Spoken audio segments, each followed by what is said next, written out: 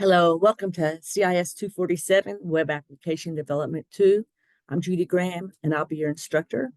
Okay, so this is a fast 7-week course. We're going to be using the Zybook instead of the Muroc textbook. I chose Zybooks because it lets us cover more material more efficiently. So I know most of you took CIS 241 last fall. So to refresh your memory, you're going to spend the first 2 weeks reviewing advanced JavaScript and jQuery.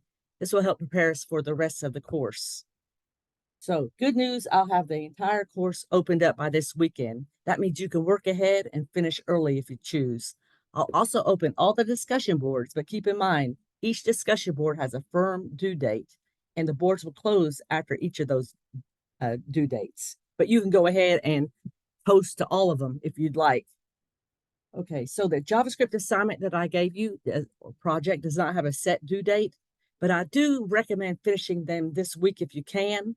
No pressure, just a suggestion. I would like to be able to look at the programs and go over those with you next week to see what you have done and what you remembered. I can't decide whether they're really going to be easy for you guys or kind of hard. So anyhow, we'll find out. So now I would just talk about buying the Zybook. I know all of y'all have used this before, but I'd like to go over the setup again just to be safe. So here I am at weekly assignments. We have week 1. Remember, you must click on each assignment to make sure your grades are recorded properly in Blackboard. If you skip this, the gradebook might not update, even if you completed the activity. And that does cause some problems at the end of the quarter or semester or whatever we call this 7-week period. So to get started, we're going to click on the first assignment. Let's look at week 1 in weekly assignments. We'll go down here. And this is an open, okay. Doesn't matter. Click on that. And when this opens up for you guys, it's going to ask you to pay for it. So buy the book only when you get prompted for it through Blackboard, excuse me. Do not buy it directly from the Zybooks website. Don't go sign up on Zybooks and try to buy the book. Access it through this first assignment inside of Blackboard. So when the first time it comes up for you guys, it's going to ask you to pay for it. And I think you have like a 2-week grace period to pay for it. I'm not sure, but I'm pretty sure that's what it is. Okay, so after you've paid for it, it's going to open up the book for you. And you have little videos here that can tell you more about Zybook, how to use the labs, things like that. And I'll be posting some more videos regarding that material also. So anyhow, I just want to talk about one more thing. So here we have the book, and that's our homepage. Now, this is the same book that we had used in the fall, and I think most of y'all took this class in the fall. So it's just going to be using different chapters, and I have rearranged those. But remember before that we need to access each assignment by itself. So let's go here. I'm going to go back up to the breadcrumbs, go back to the book,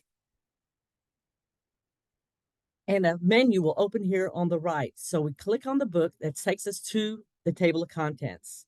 So I look over here on the right, and there's 5 tabs here on the bottom. Let's click on assignments. And when you get to the assignments, this tells you what you need to complete. There are other sections inside that chapter. You do not have to complete those. Those won't be graded, but you can if you would like. So for instance, I go down here. I'm not giving you 17, 18. I'm just going to say, let's say 19. But if you want to look at those and do something with those, you may. Well, 17, 18, 19. So let's say I'm not doing 110, 111. So you can still look at those. Those are still available to you, but you do not have to complete them for a grade. So make sure you look over here on the right-hand side and see what it's asking you to complete. So because you have clicked into this through Blackboard, this grade will update when you are finished. And so for instance, the first assignment's worth how many points? 162. And these aren't really hard points to get. I'm sure you're familiar with that.